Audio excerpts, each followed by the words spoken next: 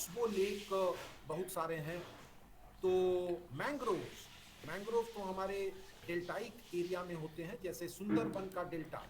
आप जानते होंगे कि गंगा नदी और जहाँ बंगाल की खाड़ी से मिलती है वो सुंदरबन का डेल्टा है। और वहाँ मैंग्रोव्स ऐसे फॉरेस्ट जो जल और थल दोनों में सरवाइव करते हैं और दोनों के लिए वो उपयुक्त हैं, उनको मैंग्रोव्स बोलते हैं। यानी आपने समझा कि वेटलैंड पृथ्वी पे ऐसे इलाके हैं जो डाइवर्स हाइड्रोलॉजिकल एंटिटीज के हैं। डाइवर्स हाइड्रोलॉजिकल एंटिटीज के मतलब कि वो झील भी है, तटीय इलाकों में भी है, समुद्री इलाके के तट पर हैं, वो बाढ़ग्रस्त और बाढ़ के क्षेत्रों में भी हैं। और उन सभी जगहों पे अगर जल एकत्रित रहता है पूरे वर्ष में तो उसको हम लोग वेटलैंड बोलते हैं। और wetlands are among the most important ecosystem on the earth. विद्यार्थीगण इकोसिस्टम के बारे में जानते हैं जिसे हम पारिस्थितिकी बोलते हैं। और इकोसिस्टम यानी जो एक रिलेशनशिप है between living and the non living.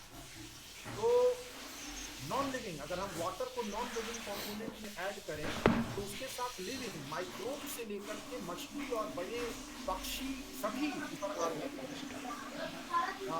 मैं निवेदन करता हूँ कुछ लोगों का जो ये माइक्रो माइक्रोफोन प्लीज, सारे स्टूडेंट माइक्रोफोन ऑफ कीजिए आप लोग। अच्छा, मैं करती हूँ उसे। लगा दीजिए अलग से।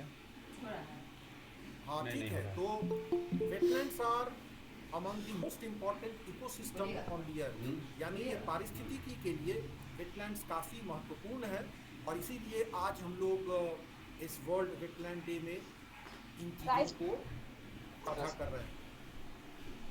मैंने आपको शुरू में ही बताया कि वेटलैंड को हम लोग लैंडस्केप की किडनी के रूप में जानते हैं, क्योंकि किडनी का जॉब क्या होता है? They remove waste, they control the body's fluid balance, they keep होता है। उसी तरह से वेटलैंड भी पृथ्वी के किडनीज की तरह हैं जो वेस्ट वाटर को फिल्टर करते हैं, जो जमीन के नीचे भूगर्भ जल जो है उनके जो अवयव हैं उनको एक सही रूप में रखते हैं, जिसमें उनके जो रासायनिक गुण हैं वो स्वच्छ रहते हैं। तो इसलिए हम लोग वेटलैंड्स को एक किडनी ऑफ लैंडस्केप के रूप में भी जानते हैं। Wetlands are described as the kidneys of landscape because they function as the downstream receivers of water and waste from both natural and human resources। वो मानव जनित और प्राकृतिक दोनों तरह से पानी both floods and drought काम आता है, क्योंकि वो एक ऐसा है तो बाढ़ के होने वाले इलाकों का भी संरक्षण समय में भी, सूखे के समय में भी ये वेटलैंड्स हमारे लिए महत्वपूर्ण have been found to cleanse polluted water को वो संरक्षित रहता है। तो छन्ने के दौरान जब का हो, सैंड का हो, फाइन सैंड में वो लोग कंट्रोल करते हैं। और रिचार्ज ग्राउंड वाटर, आप लोगों को मालूम है कि विकास होने के साथ साथ काफी तेजी से जमीनी जल जो है, भूगर्भ जल, वो खपत में आ रहा है।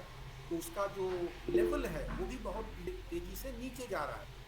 तो उनको संरक्षण करने के लिए वेटलैंड्स में जल एकत्रित रहते हैं तो ग्राउंड वाटर को, भूगर्भ जल को भी वो संचयित करते हैं और उसमें मदद करते हैं। देखिए, मैंने आपके लिए कुछ तस्वीर यहाँ पे साझा किया है। ये तस्वीर हम लोग कोसी क्षेत्र का मतलब हो गया सहरसा, सुपौल, मधेपुरा, पूर्णिया इत्यादि, खगड़िया इत्यादि इलाकों में, जहाँ पे जो बाढ़ क्षेत्र है, क्योंकि वहाँ पे नदियों का जाल है।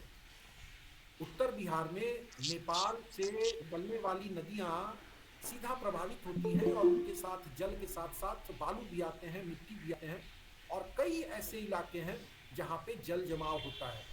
अब आप देखिए कि ये तस्वीर हमारे सहरसा और सुपौल जिला का है, जहाँ जल एकत्रित है, और वहाँ जल एकत्रित होने से वेटलैंड्स में हम लोग देखेंगे कि वो क्यों महत्वपूर्ण है।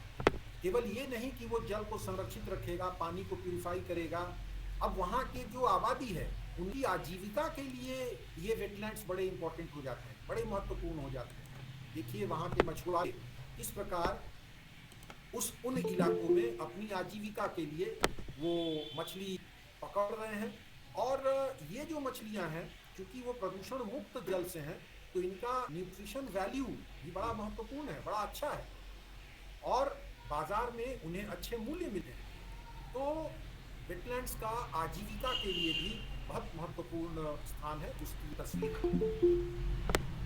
ये तस्वीर सुपौल जिले का है। यहाँ देखिए वहाँ के रहने वाले लोग किस प्रकार मछलियों का अपने यूज़ के लिए, वहाँ के छोटे बच्चे जैसे तीर धनुष से मछली का शिकार किया जाता है। मैंने अंडमान के आदिवासियों की तस्वीर ऐसी देखी थी, लेकिन मुझे बड़ा ही आश्चर्य हुआ और बहुत खुशी हुई कि ये आप देखेंगे कि जल उतना नहीं है, मुश्किल से 1 फीट का पानी है या 3 फीट 4 फीट है, लेकिन ये पूरे वर्ष भर ये जल वहाँ पर रहता है और उस इलाके को हर तरह से वो संरक्षित करता है। ये देखिए फिर से आजीविका के लिए सबसे बाईं तरफ तो एक बच्चा स्नान कर रहा है, और दूसरे जो नीचे जो दो बाईं तरफ जूट बहुत ही महत्वपूर्ण है, और एक पर्यावरण के संदर्भ में उसका बड़ा इंपॉर्टेंट महत्व है। आजकल हम लोग प्लास्टिक की थैलियों का इस्तेमाल कर रहे हैं और प्रदूषण हो रहा है, पर्यावरण को नुकसान हो रहा है, और जूट की थैलियाँ जो बोरे बनते हैं उसके लिए उन जूट के पौधे को उस पानी में 10 दिन 1 हफ्ता रखना पड़ता है, और तभी उसके रेशे निकलते हैं। तो जूट के लिए भी खास करके कटिहार में, सुपौल में, सहरसा में और दूसरे क्षेत्रों में भी बड़ा ही अच्छा उनका योगदान है। और दाहिनी तरफ जो है वो मखाना है। तो मखाना आपको मालूम है कि बिहार के मिथिलांचल क्षेत्र में, कोसी क्षेत्र में, सभी जगह, तो उसके लिए वेटलैंड्स, ये मखाने जो होंगे ये वेटलैंड्स में होंगे, तो इनका बहुत अच्छा मार्केट है, आप सबों को मालूम है। तीसरा तो हमारे पशुधन है। पशुधन के लिए ये गाय भैंस को भी पानी चाहिए, और जिस इलाके में वो रहते हैं, गांव के ग्रामीण क्षेत्रों में, उनके लिए ज़रूरी है, और कई परिवार इससे ही चलते हैं, उनकी आजीविका का साधन है, तो ये भी एक कंपोनेंट है। तीसरा, ये मैं सहरसा की तरफ घूम रहा था और मुझे बड़ा देखिए जैसे हम लोग वेनिस में देखते हैं कि लोग शहर में एक जगह से दूसरी जगह नाव की सवारी से जाते हैं, सहरसा के थोड़े से बाहर आउटस्कर्ट्स में लोग नाव की सवारी से एक कस्बे से दूसरे कस्बे, एक गांव से दूसरे गांव जाने के लिए ये सारी चीज़ें हैं। और कोसी के क्षेत्र में जिसे हम चौर बोलते हैं, धार बोलते हैं, वहाँ ये काफ़ी महत्वपूर्ण है, वहाँ के उस इकोलॉजी के लिए, पारिस्थितिकी के लिए। उसके कुछ चित्र मैंने आपको यहाँ पे साझा किए हैं। तो ये एक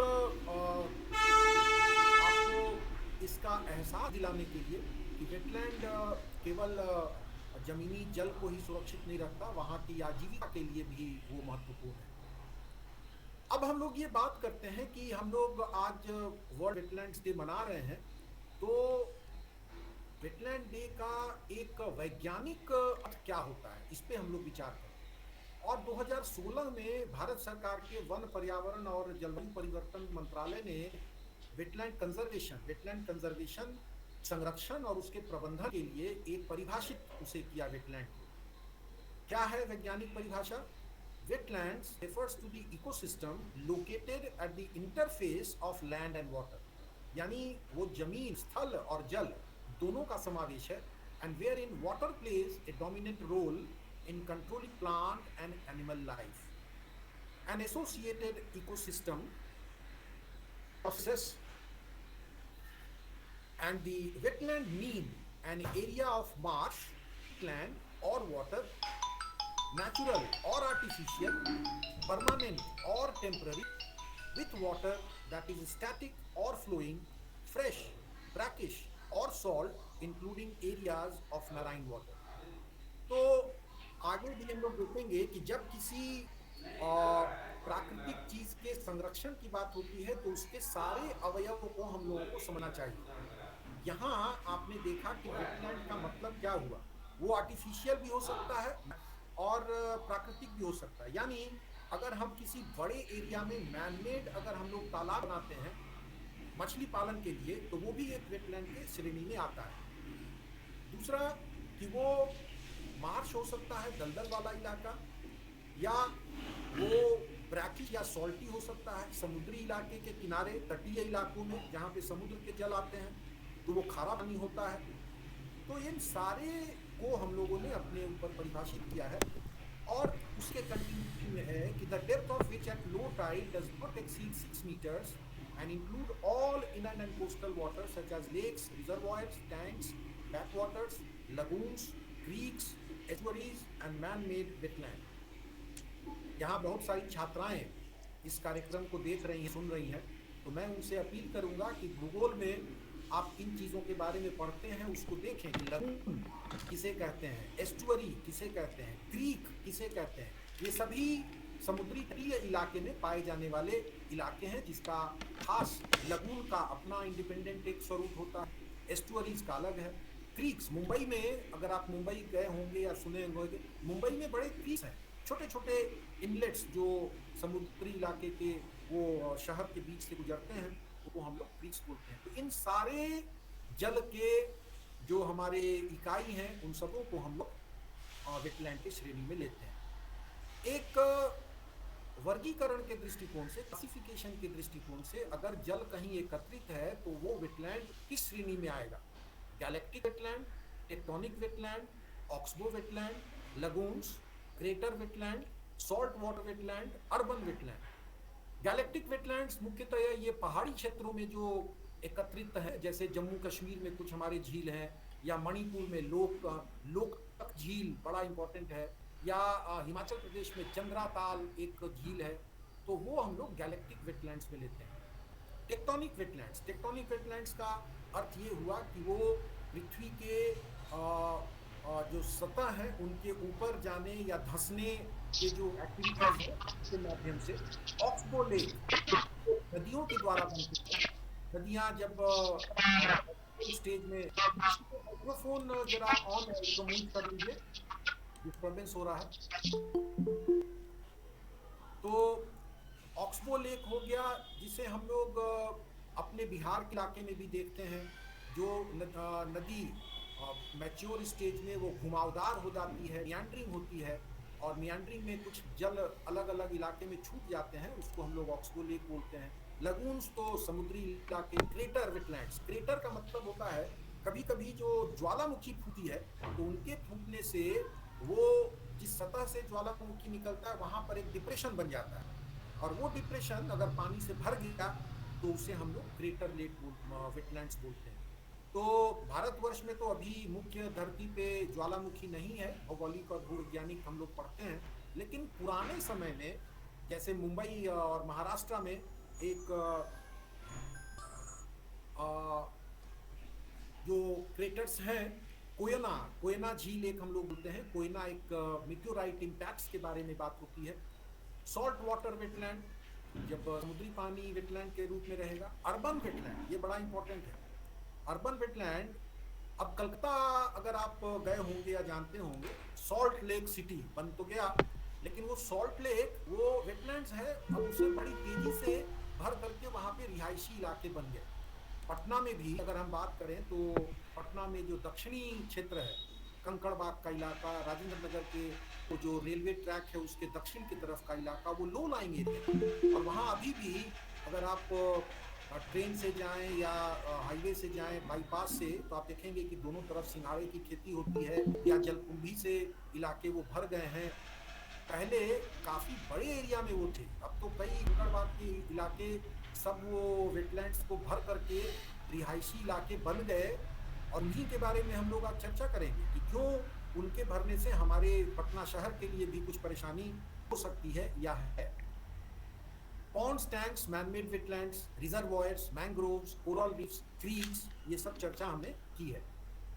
अब ये हम लोगों को आज के दिन समझना चाहिए कि वेटलैंड्स हमारे लिए क्यों इंपॉर्टेंट है। तो पहली बिंदु मैंने लिखा कि they are vital parts of hydrological cycle. Hydrological cycle आप सभी विद्यार्थी पढ़ते हैं। बारिश होती है, नदी में पानी जाता है, नदी के पानी से फिर समुद्र में पानी जाता है, फिर वाष्पीकरण होता है, फिर बादल बनते हैं, फिर बारिश होती है। तो ये तो एक साइकिल है। लेकिन इस बारिश के दौरान कहीं पौध भी बनते हैं, कहीं झील भी बनते हैं, कहीं नदियों का प्रवाह होता है, कहीं आपके फ्लड बाढ़ के इलाके में नदियां उभर करके तूफान के साथ दूसरे क्षेत्रों में प्रवेश करती हैं, तो वहाँ वेटलैंड्स बनते हैं। यानी वेटलैंड्स इस जो हमारा जल चक्र है उसके बड़े इंपॉर्टेंट महत्वपूर्ण उसके अंग है। दूसरा, life lines of society on account of their wide ranging ecosystem. मैंने अभी आपको फोटोग्राफ दिखाया, उससे आप लोग समझ गए होंगे। Wetlands are important for water supply and purification. वो जलों को शुद्ध करते हैं। वाटर एसिलेशन, वाटर को एसिमिलेट करके वो जल जब नीचे जाता है तब उसमें छनकर एकत्रित होते हैं। And buffering extreme events such as floods, droughts, storms and cyclones. अब कोई जो लो लाइंग एरिया है, बाढ़ के समय वो वेटलैंड है, बाढ़ के समय जब नदियों का पानी उफान पे आता है तो वो पानी निकल करके वेटलैंड्स में एकत्रित होता है, तो उनके एकत्रित होने से दूसरे इलाके प्रभावित होने से बच जाते हैं। सुखाड़, ड्राउट्स के समय वेटलैंड्स की क्या महत्ता है हमने बात किया। स्टॉर्म्स एंड साइक्लोन्स, अभी जो अम्फान और कई तरह के साइक्लोन्स आए और खास करके तटीय इलाकों में, उड़ीसा में, आंध्र प्रदेश में, तमिलनाडु के इलाके में, इवन बंगाल के इलाके में, वहाँ के जो वेटलैंड्स थे देखा गया कि साइक्लोन आने के कारण कई दृष्टिकोण से उन्होंने जान माल और बाकी चीज़ों को काफ़ी सुरक्षित रखा। तो वेटलैंड्स इन चीज़ों से बहुत ही महत्वपूर्ण है।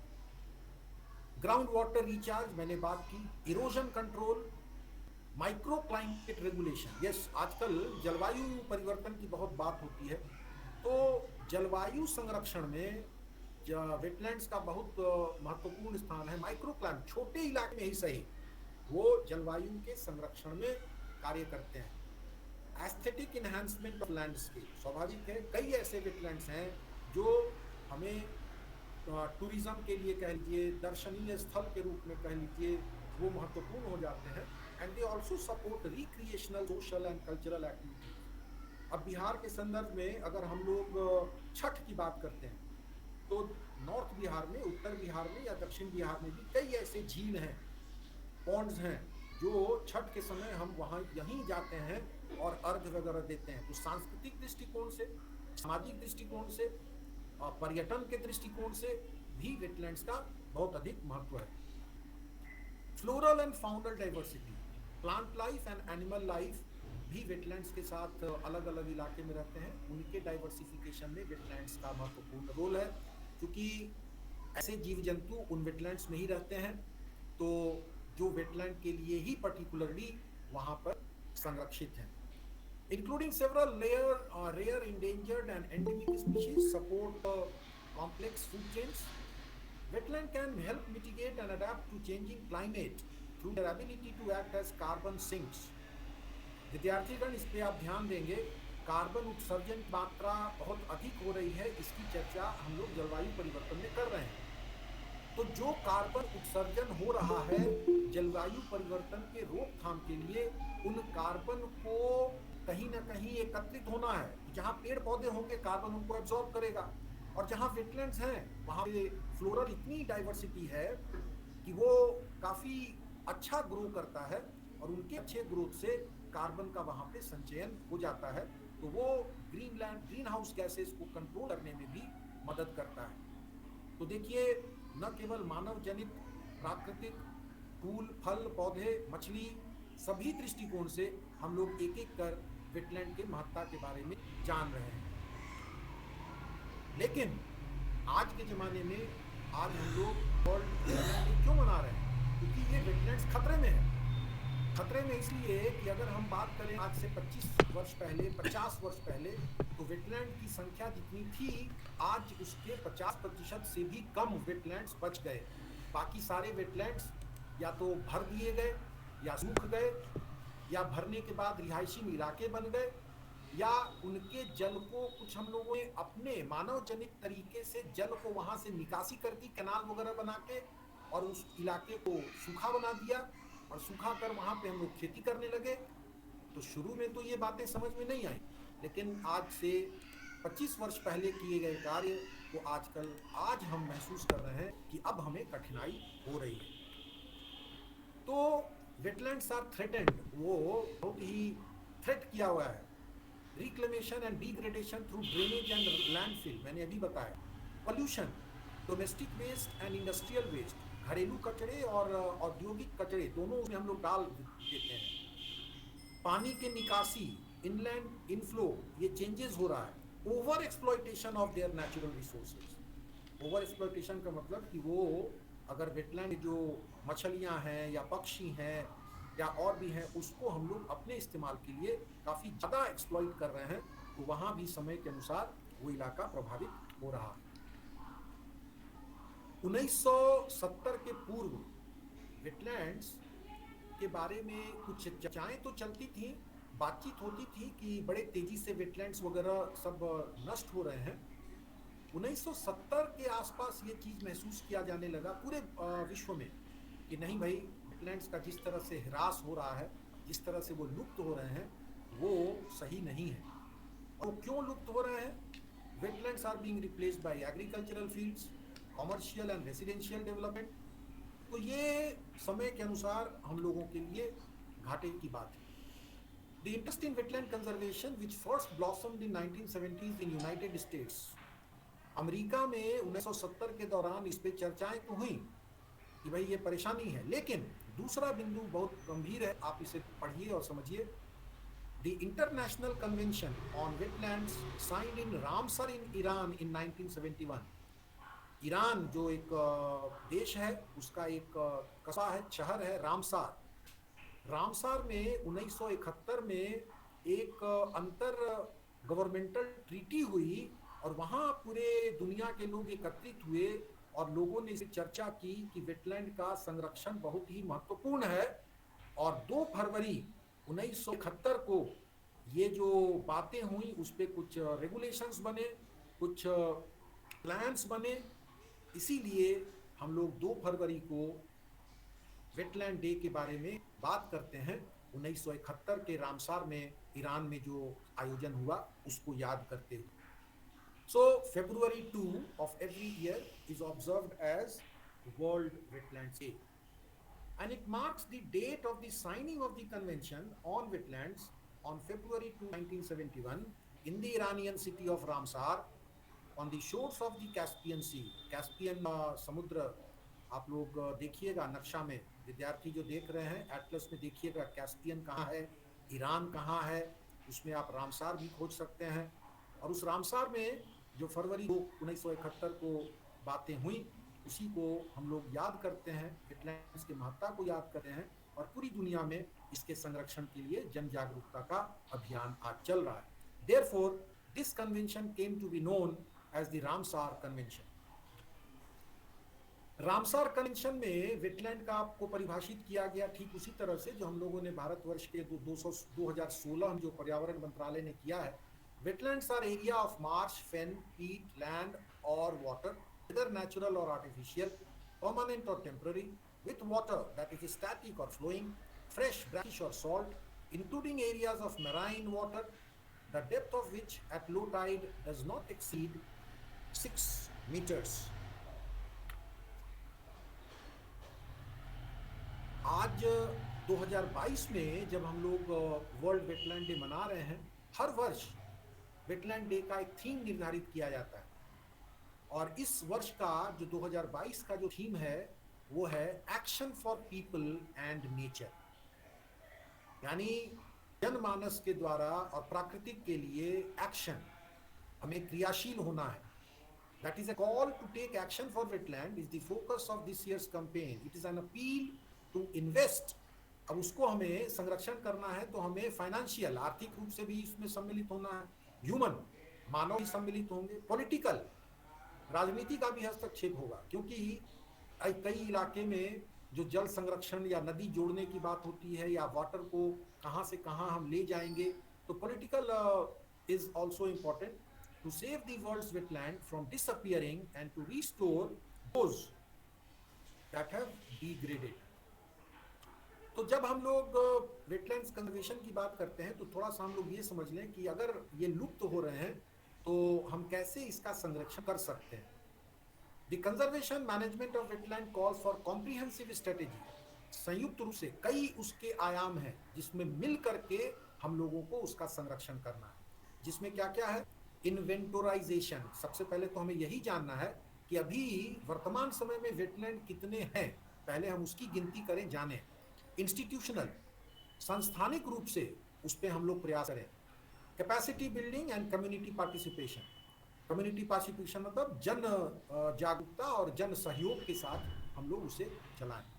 हमारे देश में नेशनल इन्वायरमेंट पॉलिसी जो 2006 में राष्ट्रीय पर्यावरण के लिए जो पॉलिसी बनाई गई, उसमें वेटलैंड्स की महत्ता के बारे में बहुत चर्चा की गई है और उसी स्तर पे एक राष्ट्रीय national wetland conservation and management programme शुरू किया गया। और 2006 में जो पॉलिसी बनी थी उसमें वेटलैंड के इकोलॉजिकल सर्विसेज के बारे में चर्चा हुई, उसकी महत्ता के बारे में चर्चा हुई और जिस तरह से वो हम लोगों की मदद करता है उसकी बात हुई, और तभी उसके संरक्षण के बारे में भी हम लोग बात करते हैं। अगर वेटलैंड को हमको संरक्षित करना है तो सरकार की प्रतिष्ठित इकाई होनी चाहिए, वेटलैंड अथॉरिटी, और इसमें यह तय किया गया कि all state government shell set up a state level wetland authority. प्रत्येक राज्य में, इंडिया में, भारतवर्ष में प्रत्येक राज्य में एक वेटलैंड अथॉरिटी होगी और वो अथॉरिटी देखेगी कि उस राज्य में वेटलैंड की स्थिति क्या है और उसके संरक्षण के लिए, उसके प्रबंधन के लिए वो राज्य जो है वो नियम बनाएगी, कानून बनाएगी और उसके संरक्षण के लिए कार्य करेगी। तो जब हम लोग वेटलैंड अथॉरिटी की बात करते हैं तो उनका टास्क ये है, सबसे पहला तो मैंने बताया इन्वेंट्री, आपको संख्या बताना है। फिर उसके बाद एक लिस्ट तैयार करना है कि कौन सा वेटलैंड है जो ज़्यादा प्रभावित है, उसे हम लोग कैसे संरक्षित कर सकते हैं। बाउंड्री मार्केट करना है कि वेटलैंड का एरिया कितना है, क्योंकि देखिए बरसात के समय में पानी जब एकत्रित होगा तो पानी का लेवल ऊपर जाएगा और लेवल के इलाके वो फैलेगा और फिर गर्मी के दिनों में सूखेगा। तो एक जल का कितने दूर तक उसका प्रभाव है, उसके बाउंड्री को बताना इंपॉर्टेंट है और उस पर हम लोग लैंड यूज मैप बनाएंगे कि वो उस इलाके की जो सतही जमीन है उसका किस तरह से इस्तेमाल हो रहा है। और फिर हम लोग फिर ये भी बनाएंगे कि वहाँ की जो आबादी है उनका उस जमीन पर क्या अधिकार है, उनका क्या कर्तव्य है। हमें डिमार्केट करना है zone of influence of wetland, ecological character of wetland, और we have to develop a comprehensive list of activities to be regulated to ensure wise use of the sites। कि जो वेटलैंड्स हैं वहाँ पे हम क्या करें कि वो संरक्षित रहें, क्या न करें जिससे उसके ऊपर नकारात्मक प्रभाव हो। Undertake measures for enhance awareness, जैसे आज हम लोग जो आपके साथ बातचीत कर रहे हैं ये एक जागरूकता का कार्यक्रम है और ये इम्पॉर्टेंट है within stakeholders and local communities on values and functions of wetlands. तो मैं प्राचार्य महोदया को बहुत ही धन्यवाद देता हूँ कि आज वेटलैंड डे में जो पॉलिसी का एक पार्ट है कि हम लोग वेटलैंड्स के बारे में अवेयरनेस करें, तो आज हम लोग उस संदर्भ में आपस में बात कर रहे हैं। वेटलैंड अगर इंडिया के बारे में बात करते हैं तो भारत तो आपको पता ही है कि बहुत विशाल भूखंड है जिसमें जियोग्राफिकल एरिया हिमालय भी है, डेक्कन प्लेटू है, दक्कन का पठार भी है, समुद्री तटीय इलाके भी हैं। तो इन इलाकों में होने के कारण यहाँ के जो जलवायु हैं, क्लाइमेट भी सब जगह के अलग अलग हैं और उस कारण से अलग अलग जो उनके जो ओरिजिन है, उनका वेजिटेशन है, उनका किसी का माइक्रोफोन ऑन हो गया है, बंद कर दीजिए।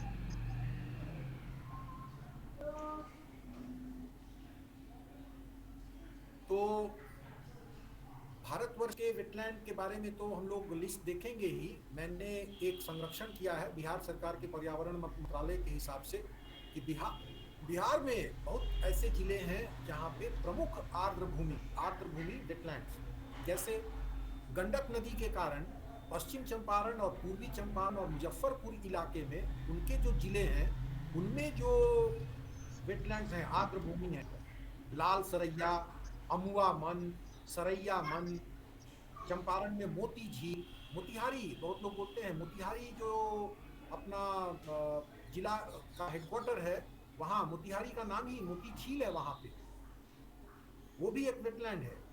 मुजफ्फरपुर में बात हो रही है, वैशाली, वैशाली में हम लोग बरेला लेक के बारे में बात करते हैं। समस्तीपुर में देखिए देवखाल चौर, मटियानी चौर, बेगूसराय में काबर ताल, एकम्बा, सारण में मिर्जापुर। तो ये एक लिस्ट यहाँ है जो हम लोगों को जानना चाहिए, और स्टूडेंट्स को एक जनरल नॉलेज के हिसाब से भी वेटलैंड्स क्या है, बिहार में कौन प्रमुख से वेटलैंड्स हैं। और ये बिहार के वेटलैंड्स बड़े महत्वपूर्ण हो जाते हैं। आप देखते होंगे कि जो माइग्रेटरी बर्ड्स हैं, ऐसी पक्षियाँ, ऐसे पक्षी जो दूर इलाके, वो साइबेरिया से आते हैं, तो उनके भी ब्रीडिंग सीजन के समय ये वेटलैंड्स ही उनके इलाके होते हैं। तो अगर महानंदा की बात करें तो कटिहार जिले में गोगाबील, ये बड़ा इंपॉर्टेंट है। गंगा के इलाके में भोजपुर, बक्सर, शिवहर, गंगा कोसी, खगड़िया, सहरसा, कोसी में सुपौल, मधेपुरा, पूर्णिया, जो मैंने आपको फोटोग्राफ भी दिखाए। भागलपुर का भी इलाका है, का जमुई, यानी लगभग सभी जिले ऐसे हैं जहाँ पे महत्वपूर्ण वेटलैंड्स बिहार में हैं, और इनके लिए वन और पर्यावरण मंत्रालय के द्वारा स्टडी हो रहा है, उसकी संख्या देखी जा रही है, संख्या में क्या कमी है या क्या बढ़ोतरी है, कितने एरिया में वो, कितने प्रतिशत वो स्थल को कवर करते हैं, कितना होना चाहिए, वहाँ की आजीविका भी ये किस तरह से सहयोग कर रहे हैं, ये सारी चीज़ें बिहार सरकार के इन मंत्रालयों के द्वारा किया जा रहा है। भारतवर्ष के बारे में अगर हम लोग बात करें तो भारतवर्ष में जो रामसार साइट्स हैं, रामसार साइट्स मैंने आपको बताया, रामसार जो ईरानियन सिटी में जो हुआ था, ऐसे महत्वपूर्ण वेटलैंड्स को संरक्षित करना जो बड़े हैं और इम्पोर्टेंट हैं, उनको हम लोग रामसार साइट बोलते हैं। तो ऐसे तो वो करीब 26 हैं, 27 मतलब करीब 30 से के आसपास हो गए। उसमें मैंने कुछ आपके लिए यहाँ पे नोट डाउन किया है। अष्टमुडी वेटलैंड केरल में है, भितरकनिका जो उड़ीसा में है, भोज वेटलैंड जो मध्य प्रदेश में है, एक यहाँ छू गया है हमें कांवर ताल या जो कांवर का झील है वेटलैंड, ये अभी अभी पिछले साल या 2 साल पहले ये रामसार साइट्स के रूप में उसे भी यहाँ पे सम्मिलित किया गया है रामसार साइट के ऊपर। तो इन चीज़ों की प्रस्तुति के लिए रेफरेंसेस मैंने, आप लोग भी जब पढ़ाई करेंगे तो देखेंगे कि ये कहाँ से आप वेटलैंड के बारे में पढ़ सकते हैं। भारत सरकार के वन एवं पर्यावरण के प्रकाशन है, फिर अपना जो स्पेस एजेंसी है, स्पेस एप्लीकेशन सेंटर अहमदाबाद, उनके द्वारा भी कुछ एटलस प्रकाशित किए गए हैं।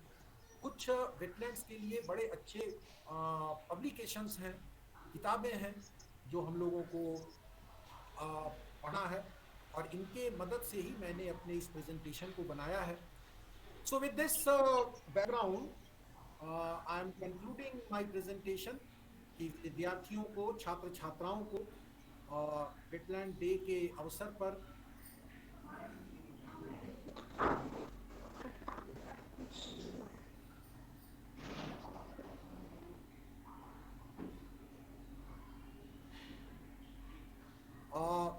मैंने 10 मिनट या 7-8 मिनट विशेषकर खाली रखा कि अपनी प्रस्तुति जो 1 घंटे की थी उसमें कुछ मेजर कंपोनेंट्स हम लोग डिस्कशन करेंगे।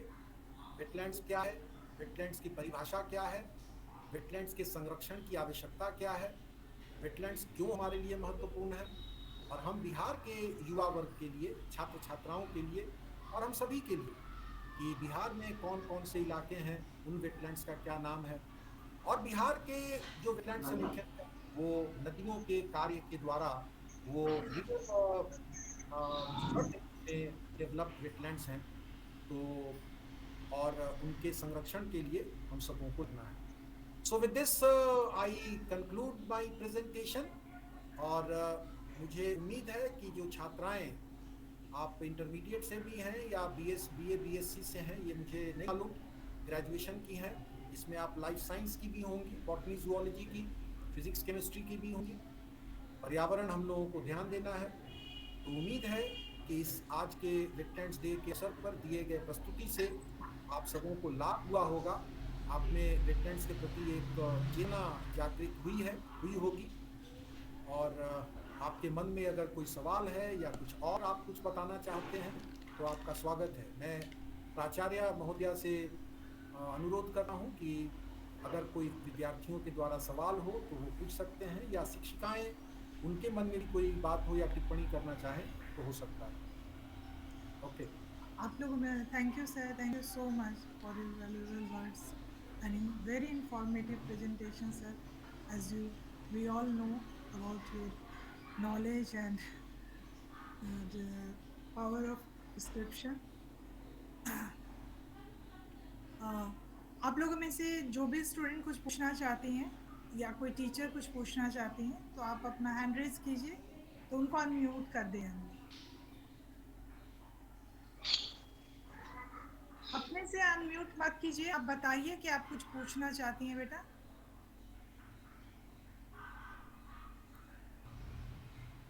या कोई टीचर कुछ, निमिषा कनक ठीक है, कुमारी है, कनक कुमारी, अनिता देवी, संगीता कुमारी आपके दिख रही है।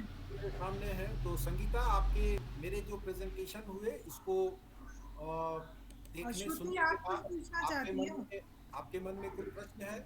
कनक कुमारी, कैसा लगा? कम से कम यही बताइए कि क्या लाभ हुआ तो रहे, इसके बारे सब में लोग लिख बताइए। रहे हैं सर कि बहुत ही अच्छा लगा, अच्छा। वंडरफुल हाँ प्रेजेंटेशन। हाँ, वो तो कनक है। बोलना चाहती है कुछ? थैंक यू सर, इतना अच्छा बताने के लिए।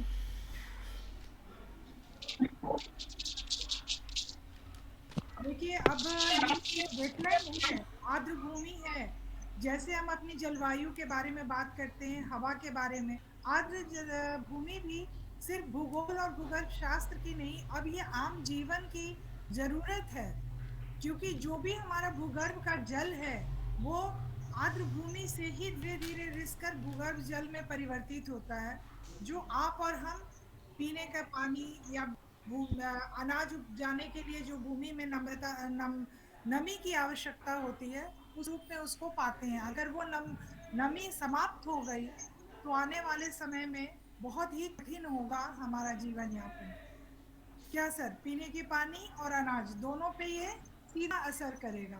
तो इसको किसी विषय से संबंधित ना समझकर आप इसको अपने जीवन की सबसे बड़ी जरूरत के रूप में समझें, और जो भी हमारे आर्द्र भूमि जो दूसरे उपयोग में लाए जा रहे हैं, अगर संभव हो तो उसको कोशिश करें कि ऐसा ना हो।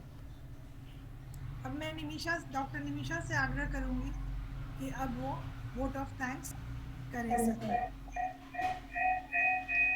धन्यवाद मैडम। सबसे पहले तो मैं अपने अतिथि का पुनः एक बार स्वागत करती हूँ, सर अतुल आदित्य सर का।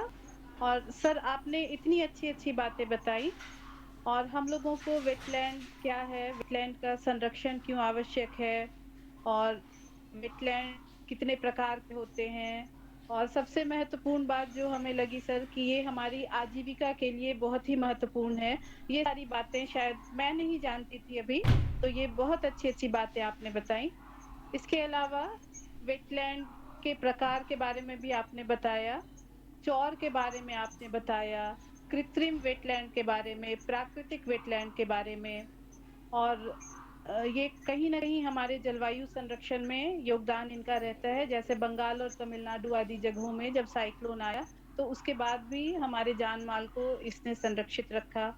इसके अलावा वेटलैंड का सांस्कृतिक दृष्टिकोण, सामाजिक दृष्टिकोण और पर्यटन के क्षेत्र में भी इसकी महत्ता के बारे में आपने बहुत विस्तार से बताया।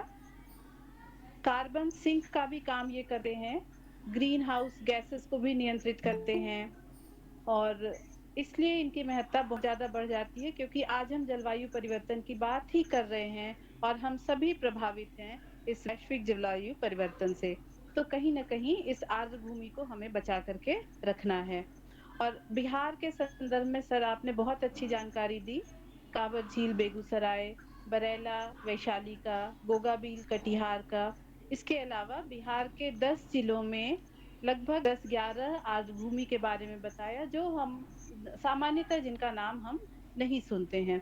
तो बिहार के संदर्भ में इसकी चर्चा बहुत अच्छी हुई सर, और मैं सभी छात्राओं से, सभी शिक्षिकाओं से अपील करूँगी कि कहीं न कहीं हम लोग पर्यावरण संरक्षण के प्रति सचेत हों और हमारा हर कदम, हर अगला कदम जो उठे, वो पर्यावरण संरक्षण की तरफ ही जाए।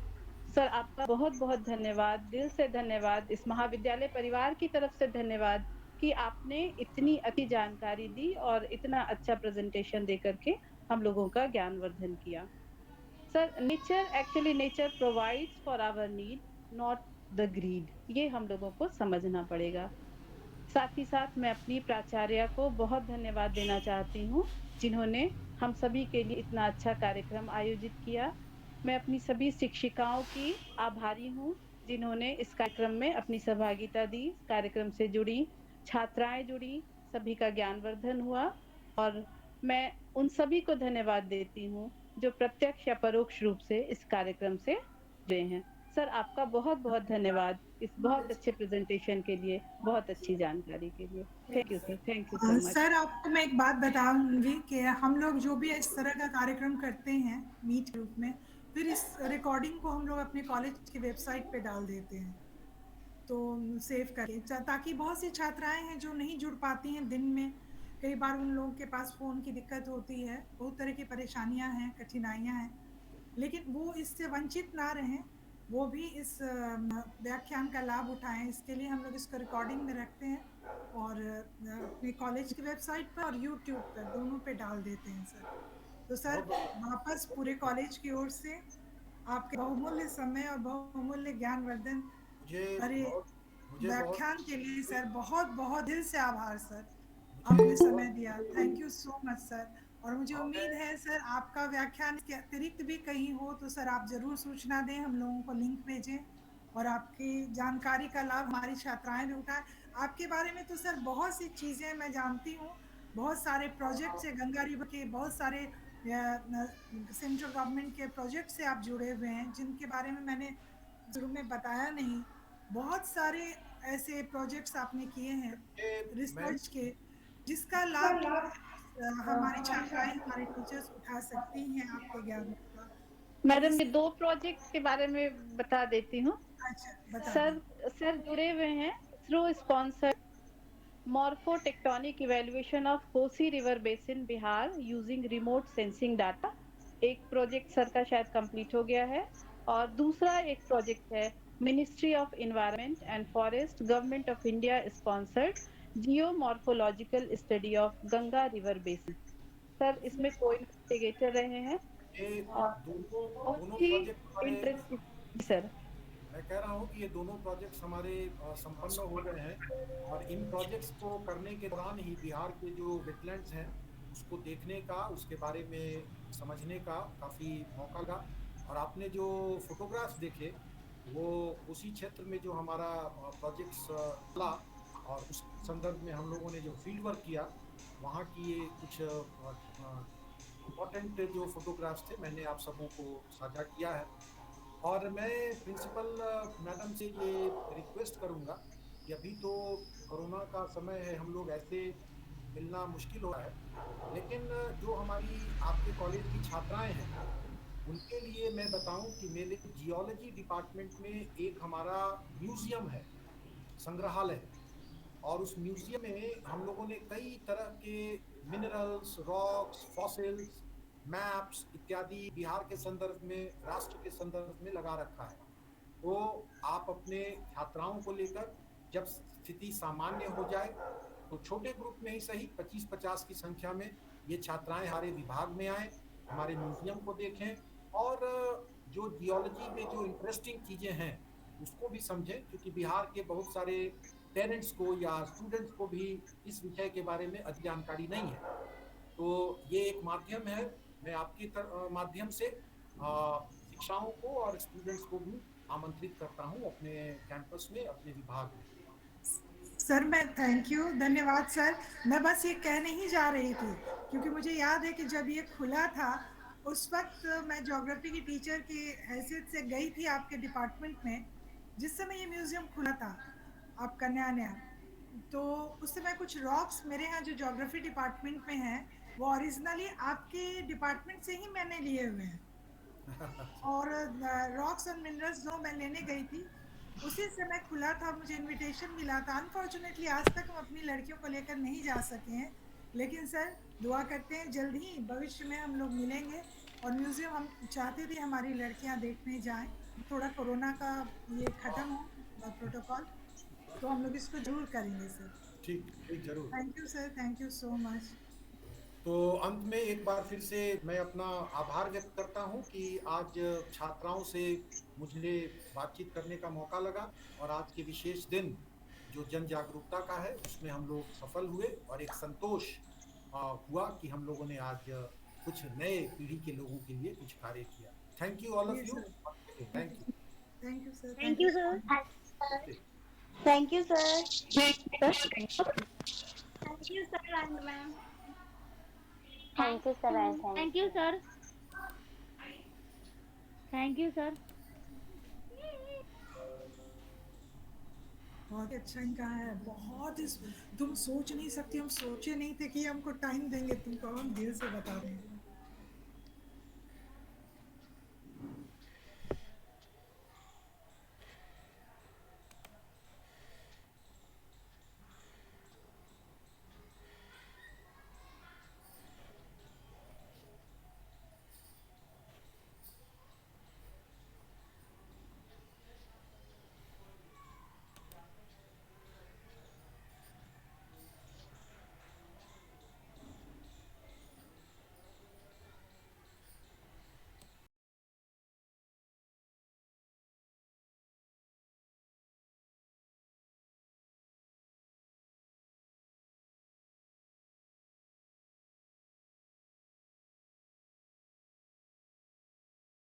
हर प्रोग्राम में जुड़िए कॉलेज के।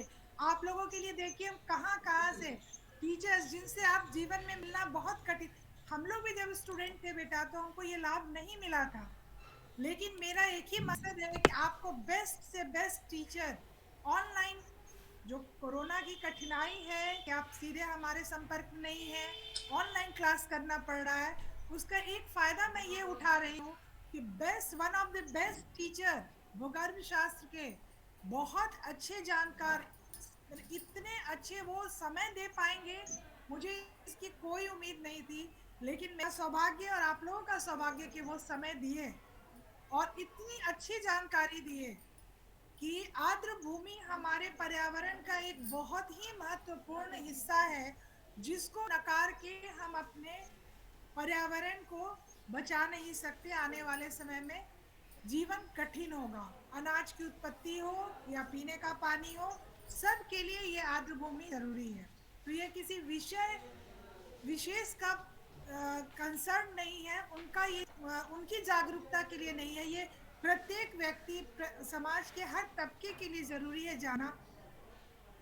अगर आप लोग को याद हो तो आप लोग देखती होंगी कि रास्ते में जो कॉलेज की आती हैं, पहले बहुत से ऐसे जगह थे जो छोटे मोटे तालाब की तरह थे, पानी भरा रहता था, अब उसमें मकान बन गया, दुकान बन गई।